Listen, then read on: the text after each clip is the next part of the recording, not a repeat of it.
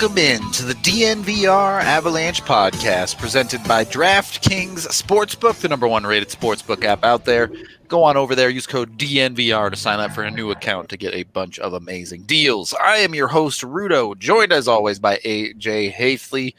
The Avs don't play for a couple of days, but a bit of a positive note, finally, for the Avs when it comes to their roster, as the expectations are they have a handful of healthy players coming into this outdoor game coming up, specifically being Gabe Landeskog and Tyson Jost now off the COVID list, and then Cale Makar expected to be 100% for the outdoor game.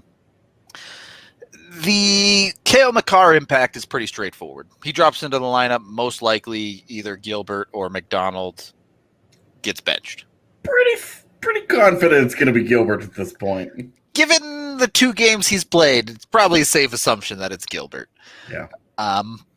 So that one, easy. Defense, you go pretty straightforward there. We can get into the Sam Girard conversation later, but he won't be back in time for the outdoor game. So in the immediate, that's it. The earliest he can skate is Sunday. Yeah, correct. So Girard. Will not have any opportunity to get into the outdoor game regardless. The offensive side is a much different conversation, because not only do you have Gabe Landeskog and Tyson Jost, which will mix things up, there's also the outside possibility of Matt Calvert being around. There was some thought that he could have played, but it didn't skate, didn't practice or anything. So not really sure what's going on there exactly, but for the record, the Avs had the day off today. Right. So they'll practice tomorrow. Yeah, they're at Ball Arena tomorrow morning. And then they go out to Tahoe.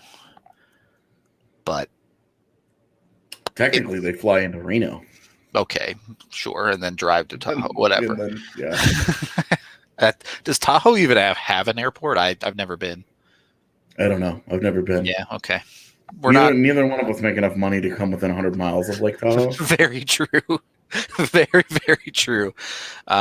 So the expanding impact on the roster, we'll start with just Landy and Jost, because we know they're off the COVID list. We know if they are at all ready to play, they will be in the lineup for the Avs. The obvious one is back to three-headed monster, I would assume. Why would you not? I mean, you had a second line with Saad and Kadri and Burakovsky that was starting to click before everything shut down, and then obviously the three-headed monster is the three-headed monster. So I feel like that's how the top 6 was designed when they went out and they acquired the players, and that's how it should stay. Yep.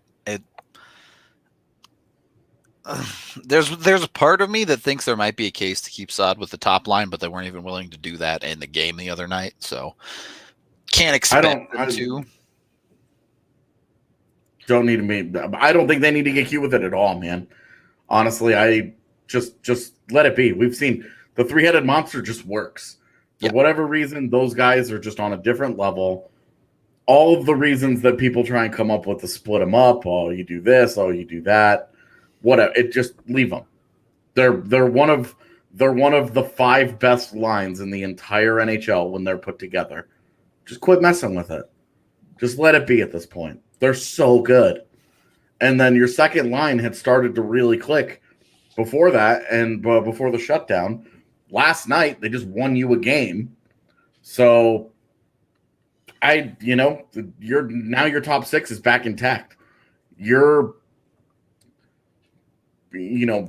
outside of Sam Girard, you're basically the scariest version of yourself.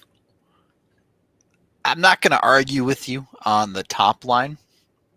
And I'm not even going to argue with you on the top 6 in general. But to play devil's advocate a little bit on that second line, we saw Burakovsky struggle the other night. We saw Jonas Donskoy come under that second line and play a key factor, feeding into Saad's goal and getting the assist on Kadri's game winner as well. Is there a consideration there to drop Burakovsky down? I mean, I think if you wanted to do it for a game, we've seen it happen in games before where they send, Bednar sends that message to Burakovsky. You can't be a passenger. Yep. We need you driving the bus. You're too good. We need you to be activating and not just casually working your way through the game. And it regularly has worked to drop him down there for a game or even a couple of shifts just to kind of jumpstart him a little bit to get his head refocused.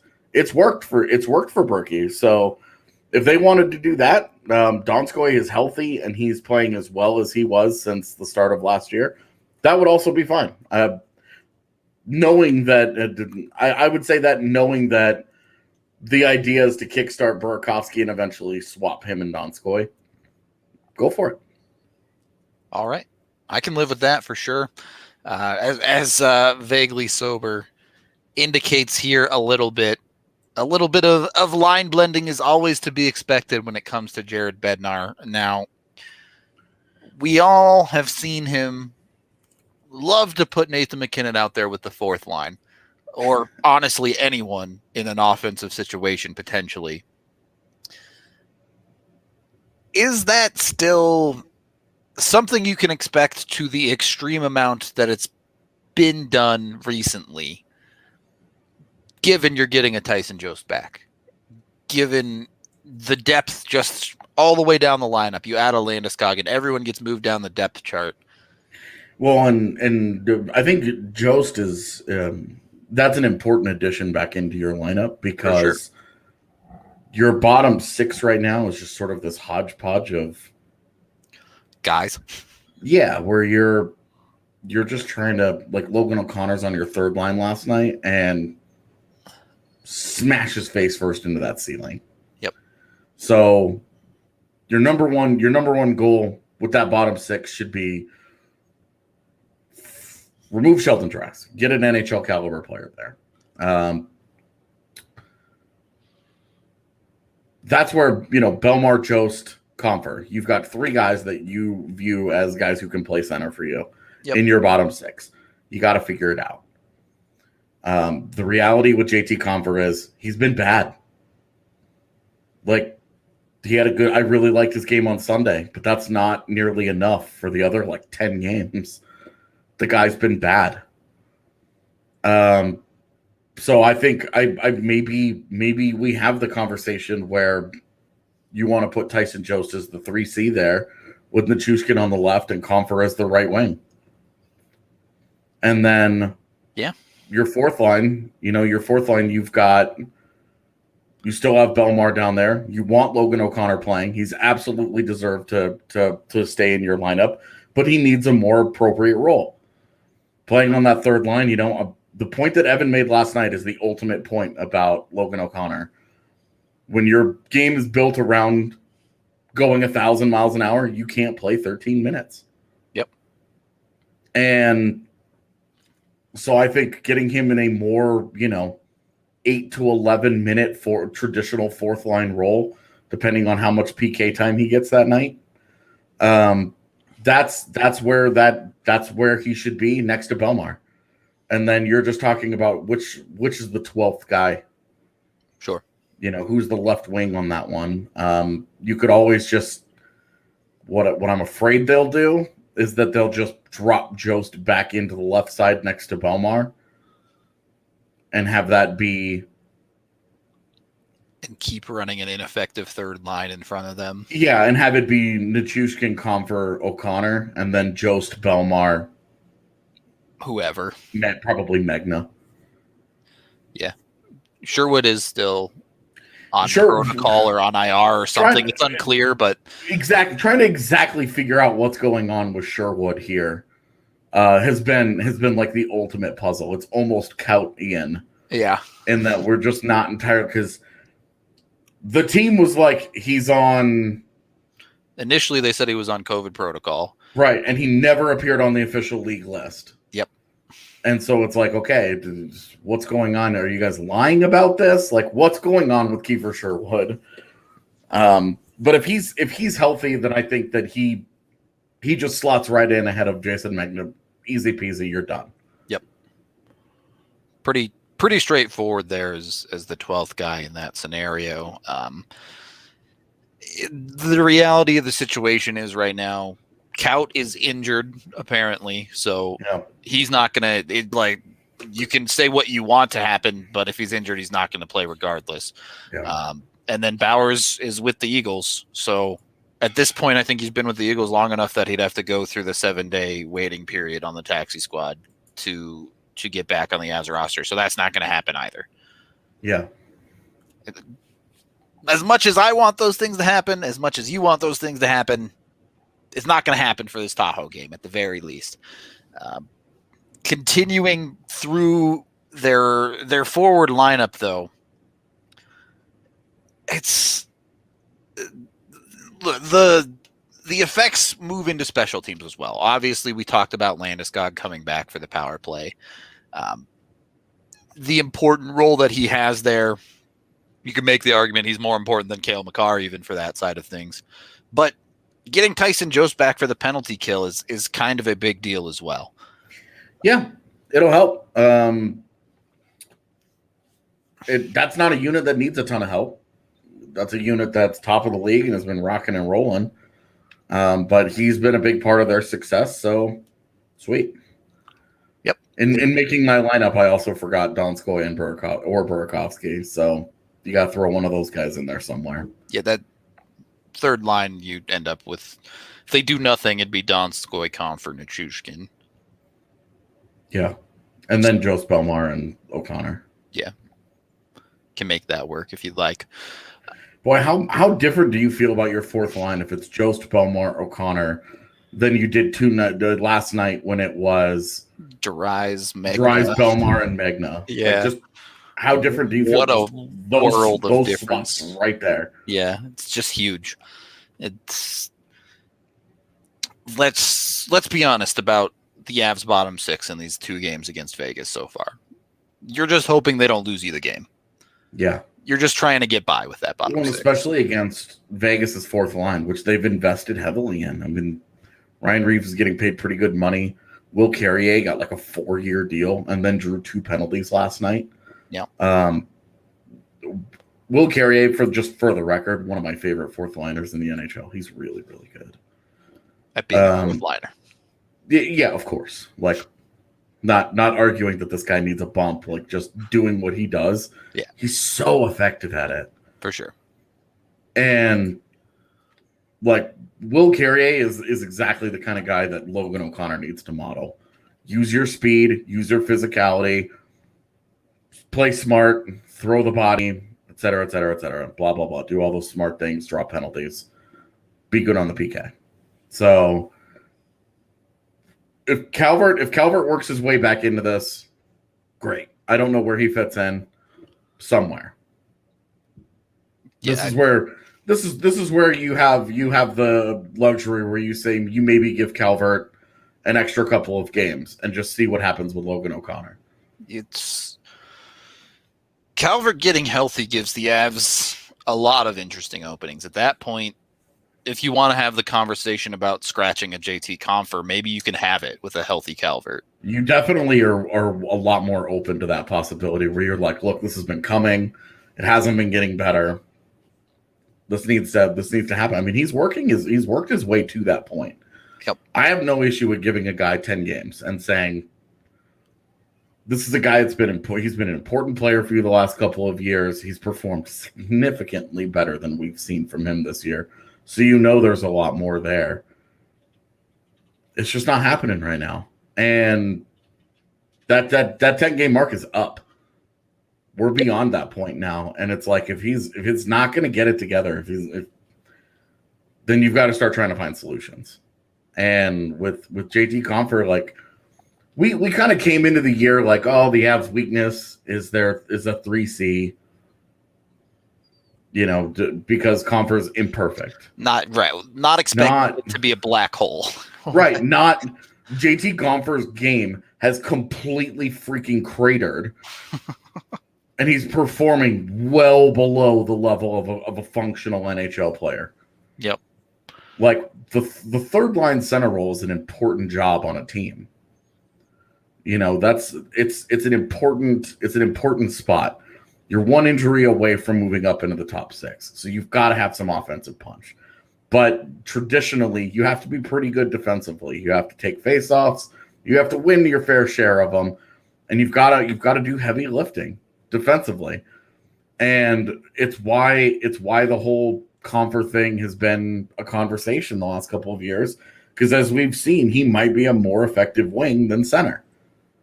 Yeah, I think this is definitely a fair assessment, certainly at the NHL level of his career. And look, when you're talking about these situations, nothing is necessarily permanent, but yeah, at a certain point, if you scratch Comfer for a game, maybe that's something that gets him going. Maybe that's the wake-up call that he needs. Yeah. And you're in a unique situation to where, given the breakout of Logan O'Connor with a fully healthy lineup, the Avs are okay running their 13th forward on any given night. Mm-hmm. You don't really feel like you've made the lineup worse at all. Well, you're not in the territory of like, oh my God, we're not even icing an NHL player here. Yeah, exactly. So, and you could honestly probably go 14 or 15 deep on that list if you wanted to, and not even really getting into because again, I really just don't want to do it again. Yeah. But not getting even into the Kaut Bauer stuff. You know, you can make your like Jason Megna in these really short spurts in a 2-game sample. You're surviving. Yeah. You know, not making mistakes, mature enough player to know that you can't be taking dumb penalties. If Kiefer Sherwood appears, he's fine. He's not going to hurt you.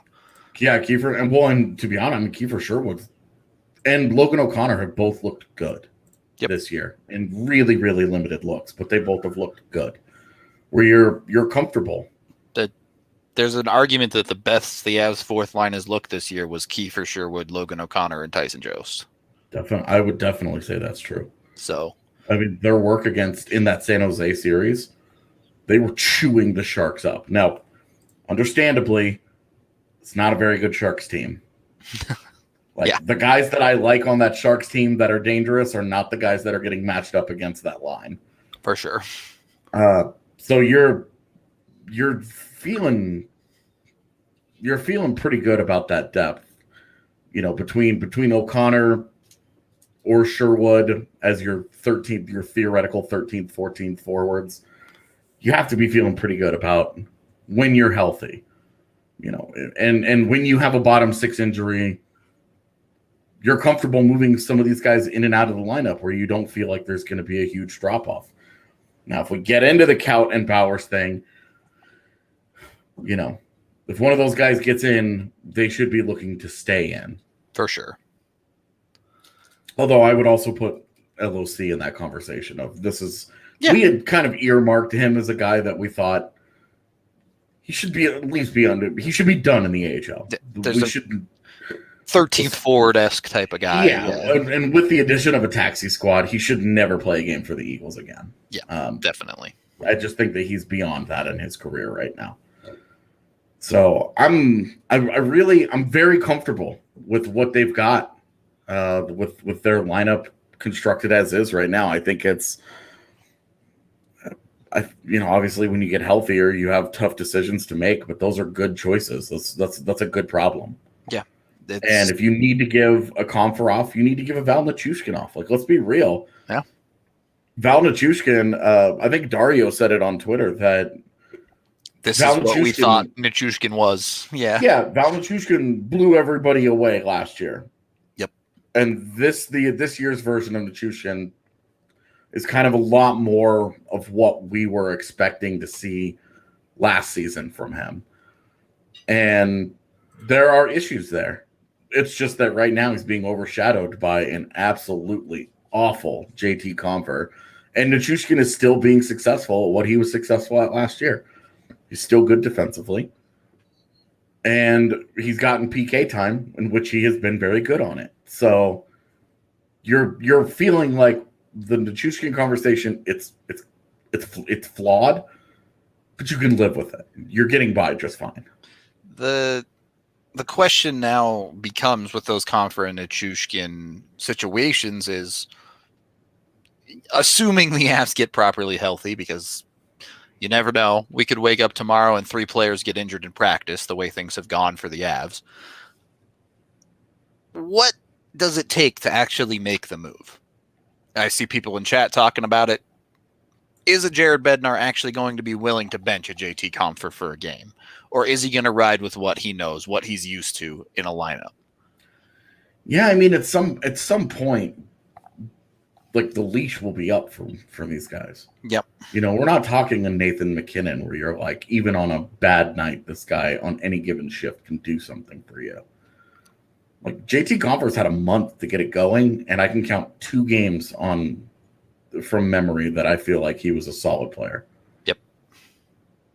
So that decision does have to be made at some point.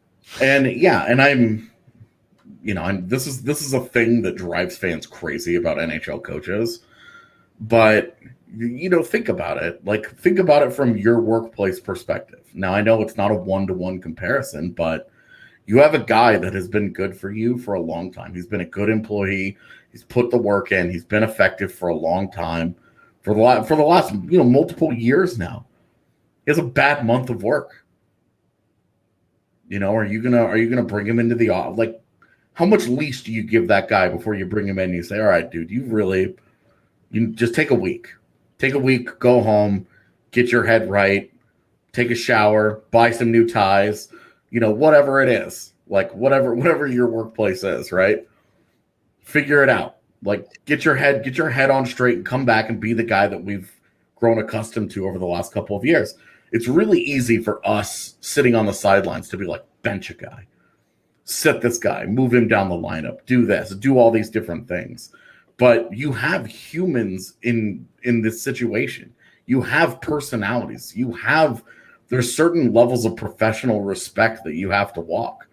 And it's obviously the NHL, it's a cutthroat business, and it's a what have you done for me lately? But track records mean something, especially success under a coach. Compher is a guy who's only known Jared Bednar as his head coach in the NHL. Yep. Like,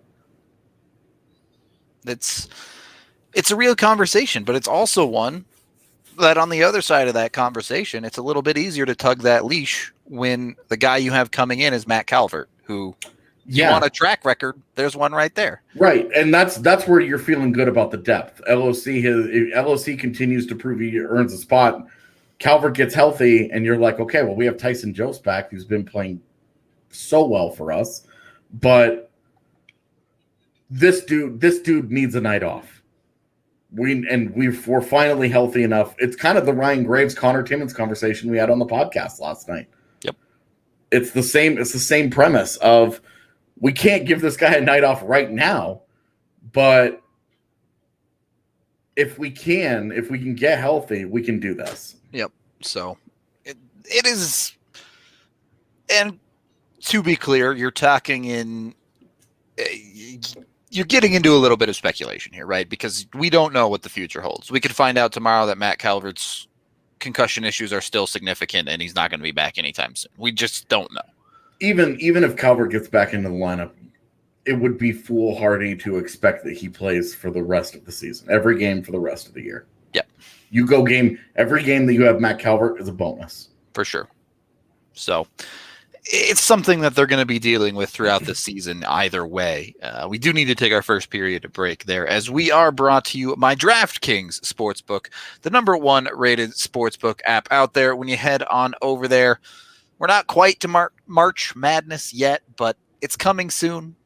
Never been a big college sports fan myself, but I know the betting people, they're all over that. There's a lot of money to be made when it comes to betting on college sports. So DraftKings is hooking you up if you're a new player with a chance to cash in $100. New customers can bet $1 in any team to hit a three-pointer in any basketball game this week. One three-pointer in any game this week, and you turn $1 into $100. Feel like that's just free money, right? Like, they're just giving you $100. So jump in on it. Get yourself $100 for betting $1 for any team to hit a three-pointer. It's a no-brainer, slam dunk offer. If basketball is not for you, they also have a bunch of daily odds boosts for hockey, soccer, and many other sports as well.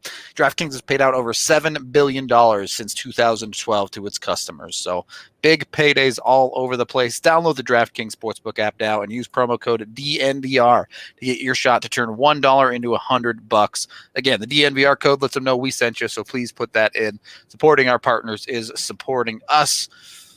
Any basketball game, again, must be 21 or older, Colorado only, new customers only, restrictions apply, winnings paid out in 4 $25 free bets. See DraftKings.com/sportsbook for details. Gambling problem, call 1-800-522-4700. Second period of the DNVR Avalanche Podcast, presented by that DraftKings Sportsbook. Have we rounded out the Avs roster talk, AJ? Is there anything else you wanted to touch on here? No. I mean, I think we can save the Graves and Timmins thing for another day. Because the more I think about it, the more I find it an interesting conversation. I do think it's an interesting conversation, but they're both going to play in the immediate. Oh, yeah. Until we start talking about EJ getting healthy. Yeah. There's certainly going to be a tough to pull one out of the lineup. But I also sneakily, I do wonder if they try and keep Jacob McDonald in the lineup as a forward. Pull some nonsense. Well, it's like, if you keep having forward issues, your defense mostly gets healthy. You like what he gives you. He's basically a forward anyway. Why not? Yeah, it's certainly. I wouldn't keep him in as a forward personally, but would you rather Jacob McDonald as a forward, or would you rather Jason Megna? Yeah, you can have that conversation, I guess. I don't know. Okay. The lack of willingness to commit to a side there just tells you where the Avs are in like their 15th or 16th forward spot. Just play a body. Okay, so we can probably branch this out into some other teams, but the news and rumors of the day were Nashville obviously struggling pretty heavily this year. They're a bottom 5 team in the league by points percentage at the moment. Some talk about potentially, maybe not necessarily blowing it up, but Ekholm's name was out there as a guy that they could be looking to move. He's on IR right now, but there is a universe where the Nashville Predators decide that it's time to start over. And AJ and I were looking through their roster before the show. I don't think there's a ton of great options there when you're talking about acquisitions for the Avs specifically. Yeah. But go ahead, sorry. I was going to say, while it may not be a great target for the Avs, there could be a significant impact on the league if they ship some of these guys out. So everybody made fun of Ottawa. Yep. When they decided they made the big Matt Duchene trade, their big go for it move, and then immediately turned around and blew the whole thing apart and started trading everybody away. Right, full blown rebuilding. They trade Matt Duchene away. They trade Mark Stone, Mike Hoffman, Kyle Turris obviously got moved. They get rid of, Dion Phaneuf and Mark Mathot and Eric Carlson and all these guys, right? Like they just clean house. Yep. And the distribution of that talent across the league changed the landscape of it. You look at what is it about Vegas that scares you? Well, it's Mark Stone, number one. Mark Stone and Max Pacioretty next to each other is the scariest thing they have going for them offensively. Mike Hoffman in Florida turned that out. They were a turbo-powered offense. Although, they weren't really responsible for him landing in Florida. That was the San Jose thing. But San Jose itself, they were a powerhouse with EK for a minute there, and then right now they're a floundering mess. But nonetheless. It's just that there were a lot of guys that they moved out. Yep. That went on to kind of affect playoff races around the league. Yeah. If Nashville goes into a full-blown, we're going to try and tear this thing down, they have enough talent on that roster. And Matthias Ekholm is a smart place to start. He is 30 years old. He has 1 year on his deal after this one at $3.75 million. In a league where everybody is struggling for money, a top 4 cost-efficient player with a track record of Matthias Ekholm as a high-end defender, he's going to be really valuable. Yep. Yeah, similar to Josh Manson in Anaheim. Like those guys are the obvious. They're right at that age range. They need to make a move. Like they're not going to come back. Those teams are shifting away from their competitive windows, and they're getting ready. And this would be the beginning of it for Nashville. This would be like move number 1. So Ekholm being the guy, it makes a lot of sense because they're not going to be able to bring him back. They have too much money tied up elsewhere. Yep. And the sweetheart deal that Ekholm signed, they didn't get enough out of it. This is their last chance. On ice, they did not take proper advantage of it.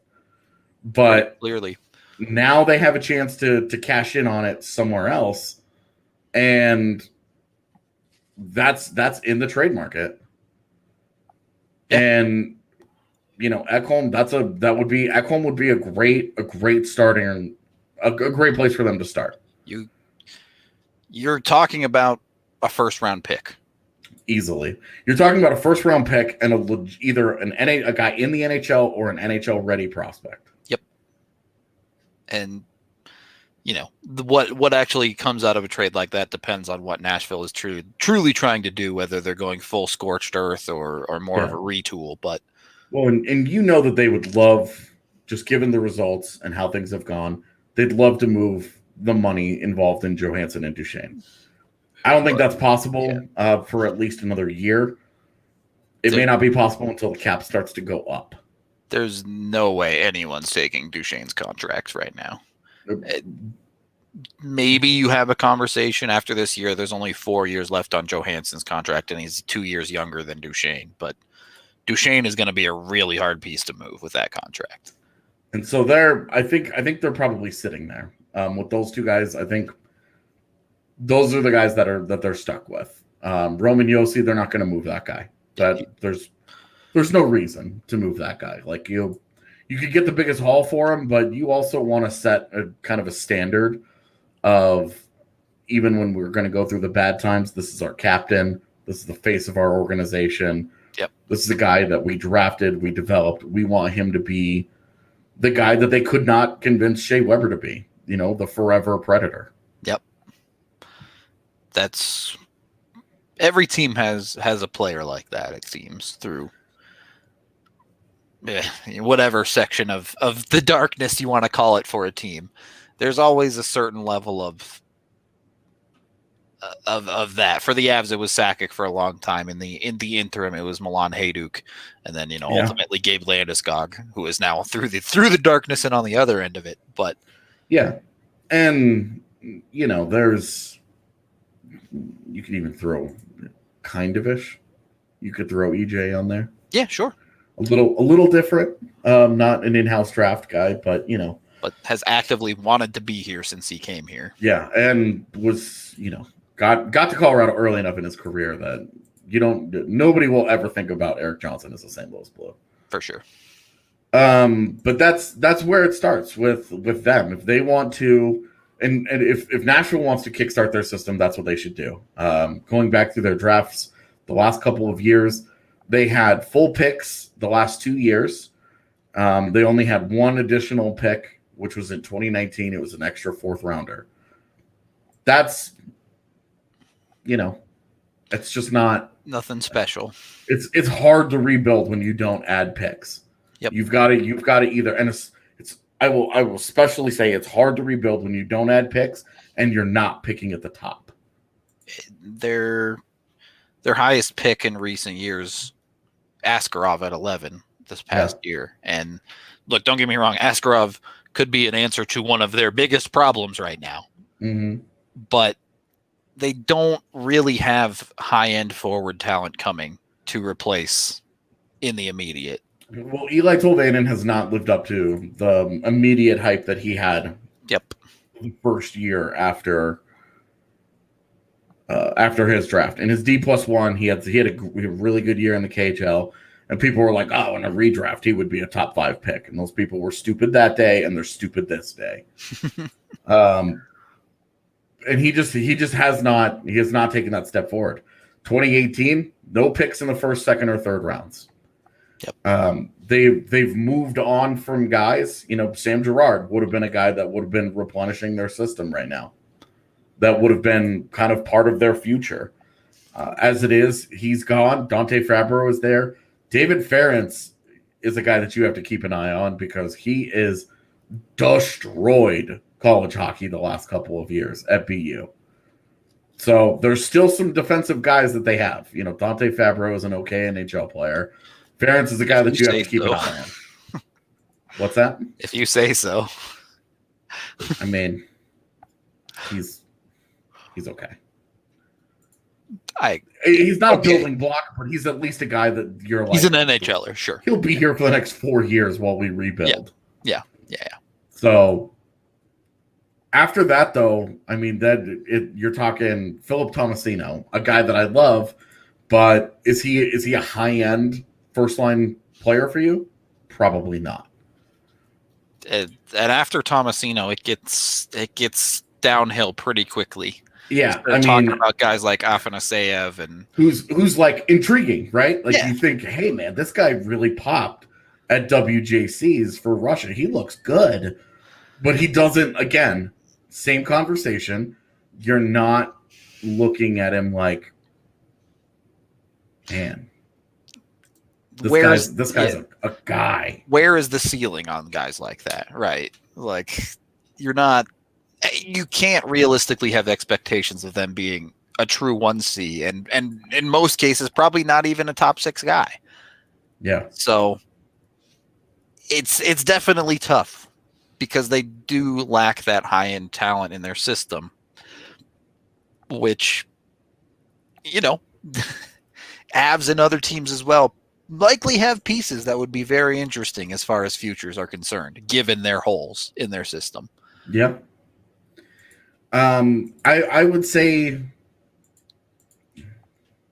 there isn't really, to shift this to sort of an Avs specific conversation. Relative, yeah, sure. There's nobody, we can agree there's nobody on defense that they would, that makes sense, right? Nope. Like, as much as Matthias Ekholm is really, really good, like, it's just the price involved, like, why? And where does he play? Unless something absolutely crazy like Nashville being willing to take on EJ's contract or something, you can't even have the conversation. Yeah, because your left side right now, when healthy, is Devon Toews, Sam Girard, Bo, and Byram. Yep. Your right side, again, when healthy, Cale Makar, Eric Johnson, and then Connor Timmins or Ryan Graves. So, like, look, you could, bam, you drop Ekholm into that third spot, and you've upgraded from Timmins and Graves. But you're going to have to give something else up. You're probably going to have to give one of those guys up, to be honest. You're giving one of those guys up, and you're giving up a prospect. And probably a pick. Well. And probably your first rounder. And probably a first. And like, you're asking that guy to not be, like, he's just not going to play a big role for you. He's gonna give you a supercharged third pairing, which that's awesome. That could make you now that I'm actually saying this out loud at $3.75 million for this year and next. Well, it would give you the league's best defense, and it's probably not very close between 1 and 2. It'd have to be Graves going back the other way, though, right? Just to balance the money. Yeah, I would assume. I mean, it could be Graves and Timmins because they want a prospect, right? Yeah, you could have that conversation. That'd be steep, but I mean, if just say it was Graves, Timmins, and a first round pick for Matthias Ekholm, would you do it? I don't know. I'd have to think about it. If Matthias Ekholm was 2 years older and had another year on that deal, or 2 years younger rather, and had another year on that deal, I think I'd probably do it. Even at 30 though, he gives you elite defense, and it's just for this year and next year. I mean, I think I would do that in a heartbeat. You're going to lose the guy in free agency. You accept that. You're going to lose the guy in free agency. And that's my problem is. Then Caleb brings up a great point, though.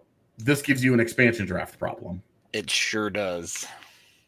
Because right now you were talking about leaving graves exposed, full stop. Yeah. So maybe this is something that, off season you address. Yeah, maybe this would be a more realistic conversation to revisit this next year. But then you're only getting one playoff run out of him.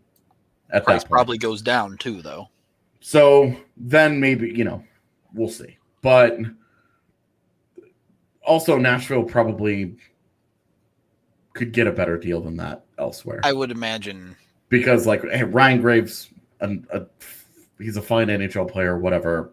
We don't need to, The reality of the league has always been teams are willing to pay a premium for high-end defense. And there are teams with more room and more ability to spend on a Matthias Ekholm than the Avalanche. Well, and he would play a bigger role there. Yeah, I don't know if he'd be a top pairing guy on many teams, but certainly top 4.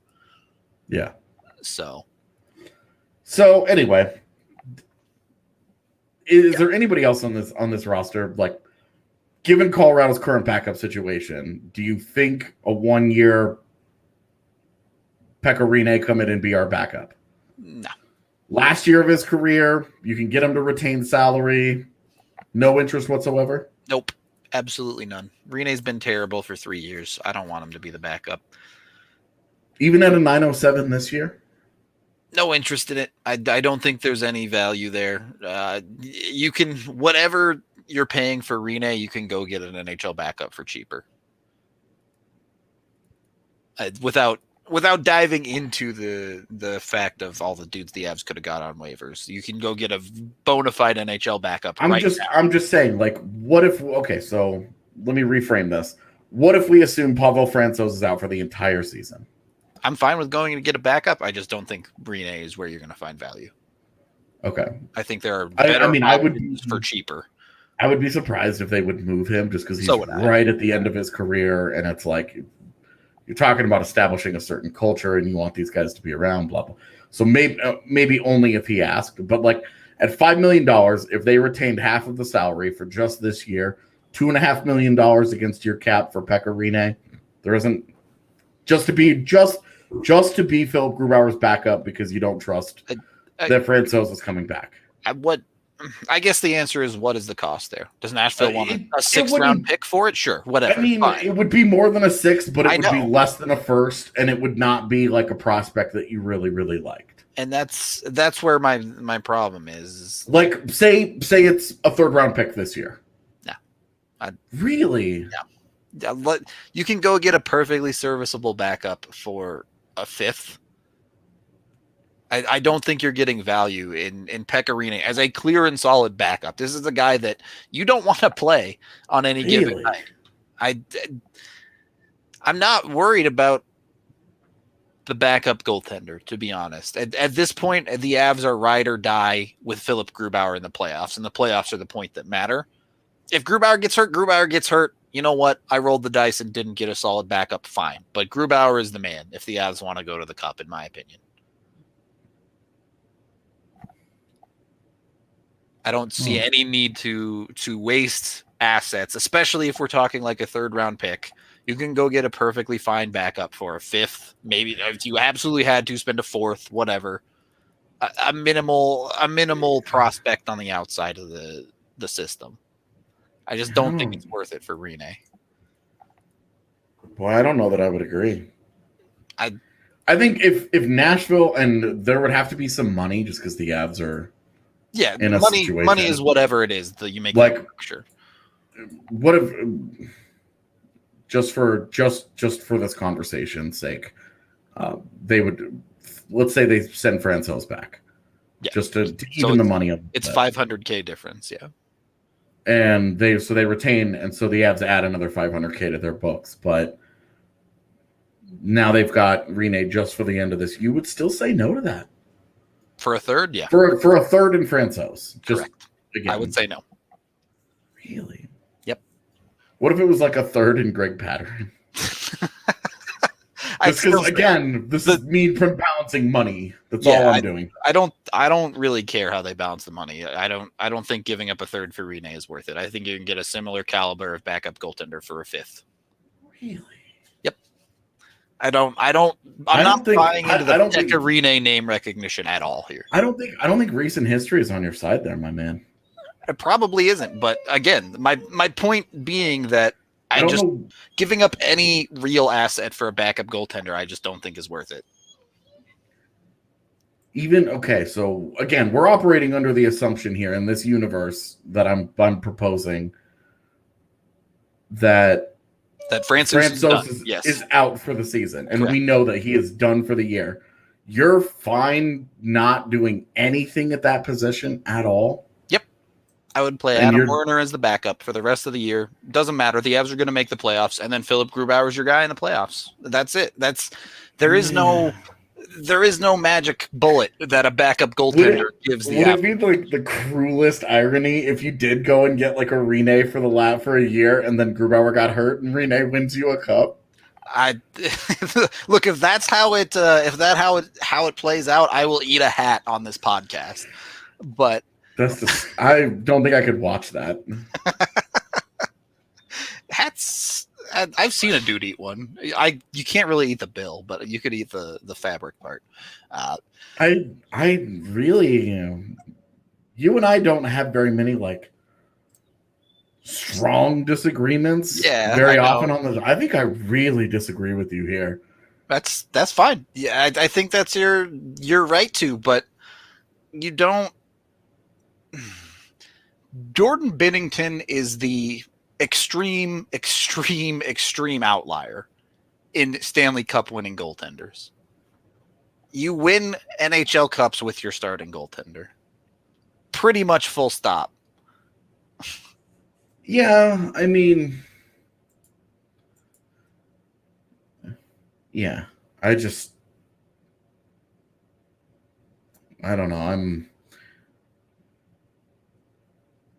I feel like there's a meaningful level between Adam Werner, what the hell? Like, why not? Let's just see how things go. And, like, a guy that isn't going to be a starter, but, like Pekka Rene right now is a 907.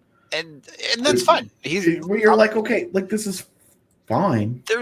I feel like there's a middle ground there, too, though.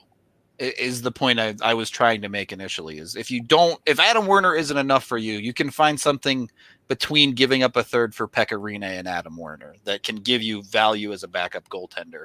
And you can look to spend that third round pick on the Avs' bigger problem, which we talk about every single podcast, 3C. Yeah.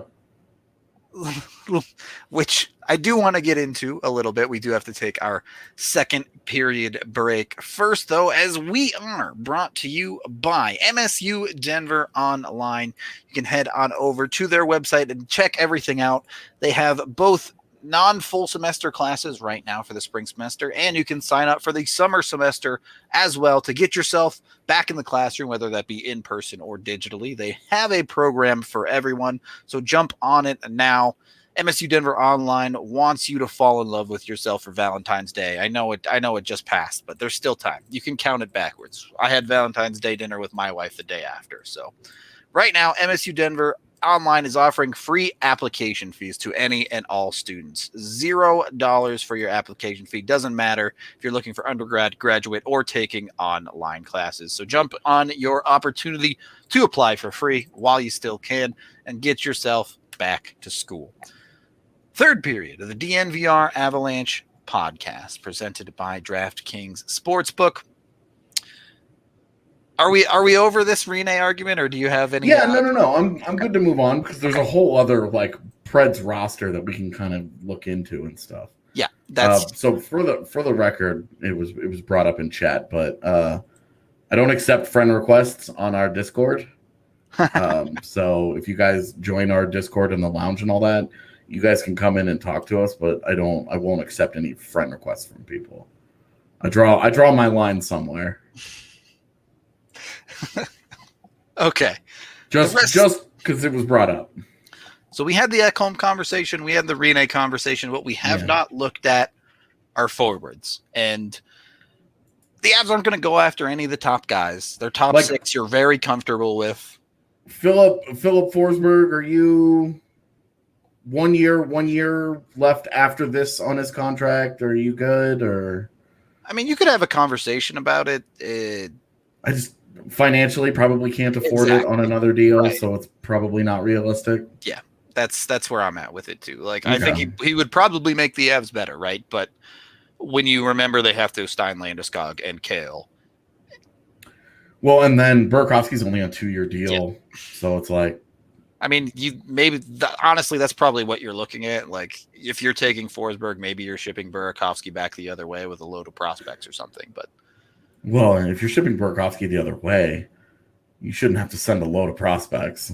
I mean, and I'm sorry, but I would agree that Forsberg is more proven and more valuable, and that you'd have to send something else, put a load of prospects on. I don't even know that I would send another first along with Burakovsky to upgrade to Philip Forsberg. I mean, if I'm Nashville, I'm asking for a first there. Probably if I'm Nashville, if Burakovsky for Forsberg, I'm asking for a first and like a middling prospect on top. Yeah, and then I'm sending you pictures of my nuts in response, dude. Like, I'm not saying the deal gets done, but Nashville is looking to recoup assets here. And the reality is, if Nashville is taking Burakovsky, they're probably just going to flip him for more stuff because they don't care about having Burakovsky for a year unless they try to extend him or something. Well, and at that point, then you would just it's a futures heavy deal. Right. It's very roundabout for them to take on Burakovsky, but the only reason they would is because the Avs would need the money to make it work. But yeah, and so so we're in agreement that like the Forsberg thing would be great, but it's not a realistic conversation. Yeah, correct. Okay. Moving down the list, Victor Arvidsson is a hard no for me. Absolutely not with that contract. Yeah, it's just he's been too injured, and it's been too long since we've seen him at the level of the impact guy where it looked like he was. He's not. He 3 years removed now from a 60-point season. So yeah.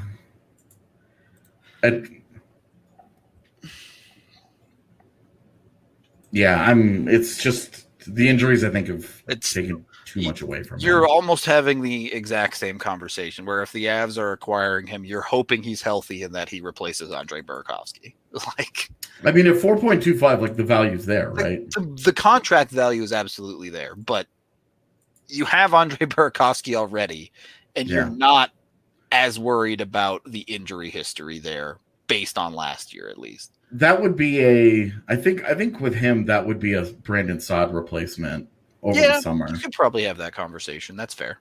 And at 4.25, you're gonna pay him less than Saad's gonna get in free agency this summer when he walks. So I think that and again, I just think that the cost here would probably be hard to find a deal that makes sense for both teams because definitely money in, money out. The Avs would have to send something the other way. You're probably looking at like a Comfer or a Donskoy, maybe a Graves, and then you want to add in a prospect. Do they want a prospect? Do they want a first-round pick? Would you even give a first-round pick for Victor Arvidsson at this point? I wouldn't. I would agree.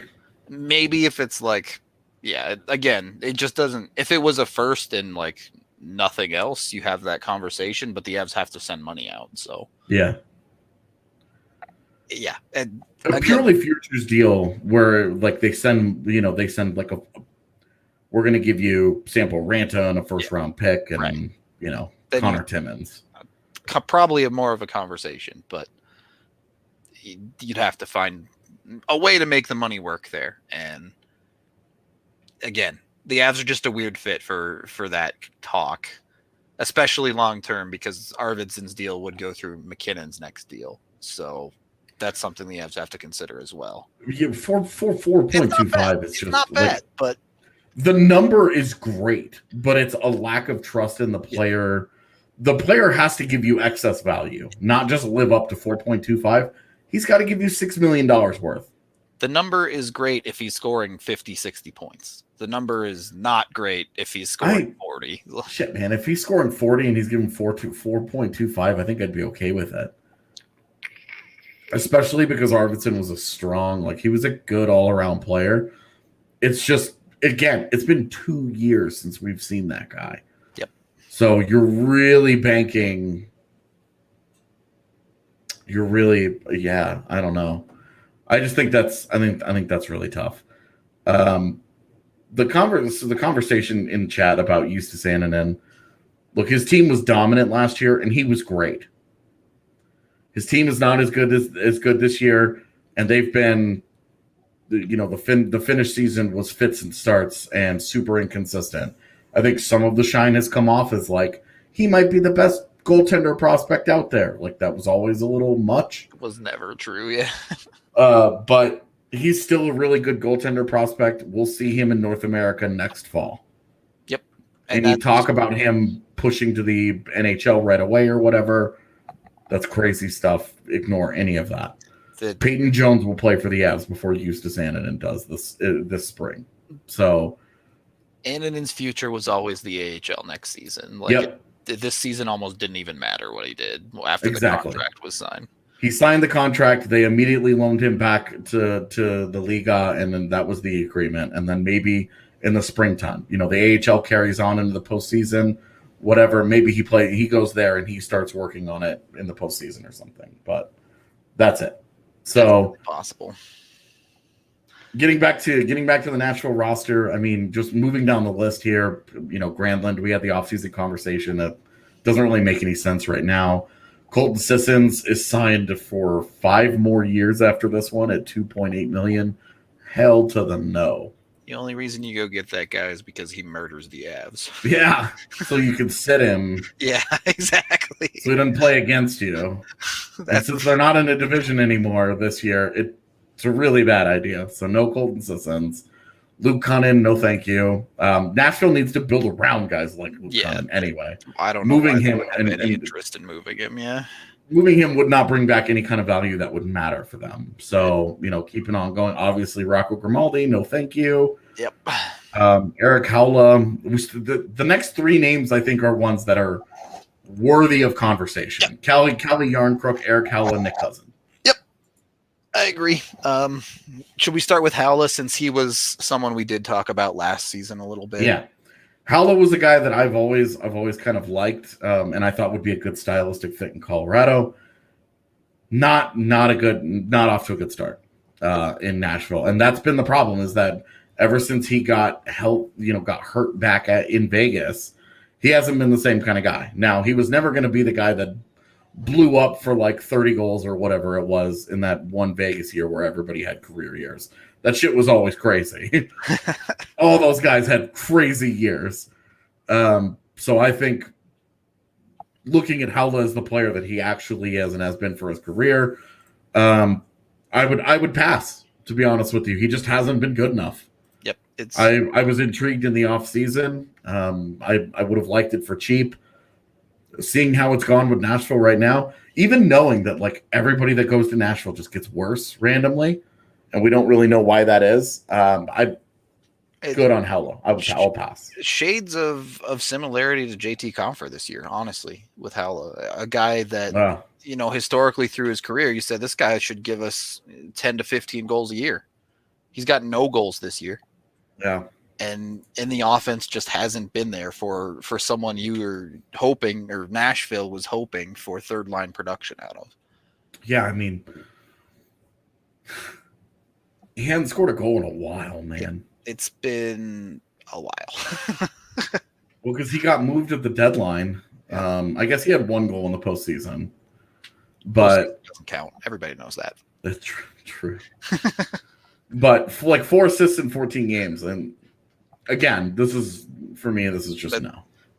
You're talking about Val Nichushkin level production there. Yeah, not even necessarily getting any kind of an upgrade on Nichushkin not as good player, defensively. So. Exactly, yeah. So it's just a no. For me, it's just a no. Yep. I don't think it benefits the Avs. Nick Cousins is a guy who, if you dig into it, really good underlying numbers, and he's a guy that I really like.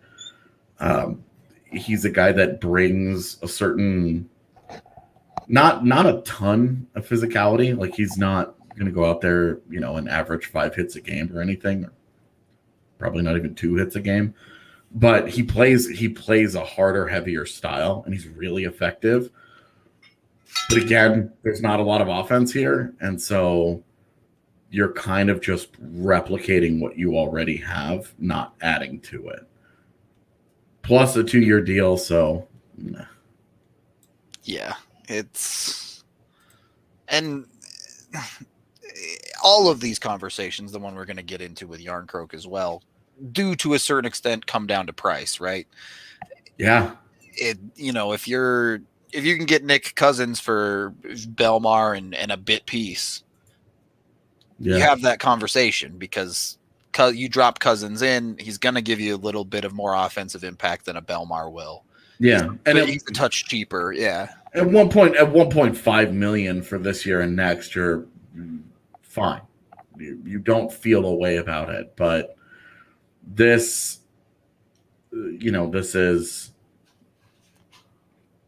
another guy then that gets in the way of any kind of possible promotions for you. Yep. That you're having, because now you've, just 27 years old, and then whatever. You're not sitting that guy. You're not even having a conversation about sitting that guy. Yeah. And then Kelly Yarncroke is, an interesting guy throughout his career. I like Yarncroke, I think, more than you do in this situation. It's mostly just my fear of his injury issues the last few years. It's absolutely a valid fear. If you're targeting Yarncroke, you're taking a chance and hoping that he's going to stay healthy for you. Like, if you're making that move, you assess and accept that risk. But if you're looking for a direct replacement for JT Compher on this lineup, I think it's Calle Yarncroke. Pretty clear cut, and only $2 million for the next 2 years. Yeah. Now, and a history of being good defensively and not great offensively. Not going to drive a lot of play for you, but can give you 30 points. Yep, exactly. That's what JT Compher was a year ago, basically. So if that is the urgent move, if the Avs feel like they need a deadline adjustment to their forward core, I think Yarncroke makes the most sense from Nashville, assuming health. If Yarncroke gets hurt, then he gets hurt, and there is no deal there, obviously. Yeah, and you would have an intriguing piece in JT Compher, who, at his age, like, we're all sitting here, right? We're talking like JT Compher, like, oh my god, this is a disaster, whatever. But JT Compher's 25 years old. There's plenty of teams that would bet that this year is the outlier, and let's face it, this year probably is the outlier so far in his career. Yeah, he turns 26 in April, which is crazy to think about. Yep. But he turns 26 in April, and he signed for 2 more years at 3.5. Like, it would be easy to see that as a deal where the Avs say, hey, we could save $1.5 million on our roster here. Yep. You guys get the younger guy, but we get the guy that fits a little bit more of what we want to do right now. So you take it and run. So let's flip the script. JT Compher in a third for Calle Yarncroke. Oh, and a third? Yep. So I'm getting the older player. You're getting the older player, but you're getting consistency. And I'm getting a guy with recent injury concerns.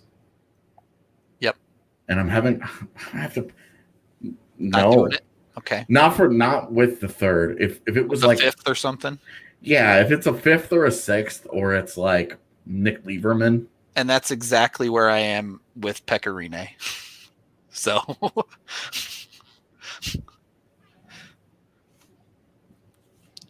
and then I probably don't protect Yarncroke in expansion like Nashville did. You have to. I think that's a conversation. Like right now, if you're looking at the Avs roster right now, you don't protect Saad. You probably protect Donskoy as 6, And then do you protect Yarncroke or Jost is probably the conversation for the center forward spot. Jost just because of his age, man. Okay. That's it. Yeah. So. All right. So we've found out the answer here. Francouz and JT Compher for Pecorine, Calle Yarncroke, and 2/4. Go right down the middle. They got rid of 2/4. They would have no second round picks or no seconds and no fourths for the next 2 years. Yeah, their draft capital would be looking real bad if they did that. But yeah, they'd have no fourth. They'd have to use the 22 and 23 fourths because this year's fourth's already gone. So where's this year's fourth? Where did this year's fourth end up? I don't remember. That was for Namestnikov, right? Yeah. Yeah, it was. So, yeah, even rounds. The Avs just don't draft in them. Okay. Oh, did you know? Oddly enough, Nashville owns that pick. It ended up in Nashville. Yeah, for Austin Watson. There you go. So we already know Nashville loves Avs fourths. Yeah. Well, they took an Avs fourth for Colin Wilson. Exactly my point. Just keep up the tradition. Oh, that's funny. Yeah. I think the Nashville thing is, I'm from a Colorado perspective, not super interesting, but from you always have to worry about the St. Louis Blues being willing to do something crazy. Yeah. Like, you could see if they go out and they get Matthias Ekholm and they drop that guy into their top, Matthias Ekholm, that's their Vince Dunn answer, right? Like, that's the Vince Dunn trade that they've been looking for. Vince Dunn and St. Louis's first round pick for Matthias Ekholm. If I'm St. Louis, or if I'm Nashville, that's kind of what I'm after. Is something along those lines, and then St. Louis has Matthias Ekholm and Torrey Krug on the left side, with a revitalized Justin Falk and Colton Parayko on the right side. They're feeling good, and they made a big move that immediately turns them back into, oh God, we got to put up with these guys again. Yep. That's damn. Now I don't like that I put that out in the universe. Erase the last 45 seconds of this podcast. Yeah, I hope the Blues front office wasn't listening because I just gave them a dope idea. Well, maybe they didn't make it well past the hour mark into this podcast if they were listening. So yeah.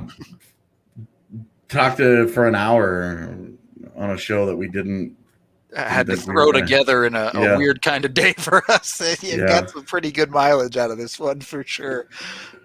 So final thoughts. Nashville does not make a ton of sense as a trade partner for the Avs, just generally. Maybe there's something there depending on value and price and how you feel, but it would be very difficult for the Avs to make any of the bigger pieces work for them. Yeah. So, there are plenty of other bottom feeder teams for the Avs to pick the corpse of when it gets closer to the deadline, and I'm sure we'll do shows about them in the future. But yeah, they just have to start to separate a little bit. Yeah, there's Ottawa isn't doing it for me. I'm not interested in Austin Watson for another fourth. Yeah. No, thank you. Yeah, who are the teams that are kind of bottom feeding here? Let's see. That aren't fully out of it yet. Yeah, LA, San Jose, Anaheim. San Jose would be interesting if they wanted to start touching Hurdle and Meyer and Kane and all those key guys. Pieces. Sure, yeah. Buffalo is struggling. Yeah, Buffalo. Yeah, well, and again, like the problem is that Buffalo. It's like, where do you even go? Yeah. And now you look at this Buffalo roster, and it's like, why can't you not succeed with this? Yeah. You have a first overall defenseman anchoring your decor. You have a top line of Eichel, Hall, and Reinhart, which should be slaying. Yeah. Some just don't work in Buffalo. Something's clearly broken, man. Like, it doesn't make any sense. Hurdle would be interesting just because Hurdle's carved out a weird niche role in his career over the years. Like he had that one like monster season. Yeah, and then he blew out his knee, and like he's okay now. Like he's still good, but he had the 1 year where it was like Tomas Hertl has arrived, and no. And yeah, he's right back to being like a 40-ish point guy. Yep. Yeah, I don't know. Anyway, all topics we can cover on another day, as we do have to get out of here for this one. Thank you, everyone, for watching, listening, however you consume the podcast. Highly recommend you join the live chat in YouTube. Popping today with everyone throwing their ideas out there on what we should and shouldn't trade if we were the GMs of the Colorado Avalanche, which we're not, which is probably a good thing. Joe Sakic's doing just fine on that job. Anyway, we're going to get out of here for you guys with Chevalier Mortgage. Both Mike and Virginia have been in the business for a long time. And yes, you can absolutely get a great rate on your home loan, but they give you more than that. Mike is a certified financial planner and looks at a ton of different things when it comes to designing your home loan. They look at your full financial picture, not just the rate of the loan itself. Plus, they're a small family-owned company, just like us here at DNVR, so you'll always feel like a person and not a number. You can reach them at dnvrmortgage.com, where you can sign up to get some free DNVR merch as well as a free consultation. Or, of course, you can call Virginia directly at 303-257-6578. Michael Chevalier, NMLS 1931006. Virginia Chevalier, NMLS 1910631. That's going to do it for today. We should be back at our regular time of 1 p.m. Mountain Time tomorrow, assuming everything's back to normal. So have a good rest of your evening, and we will talk to all of you guys then.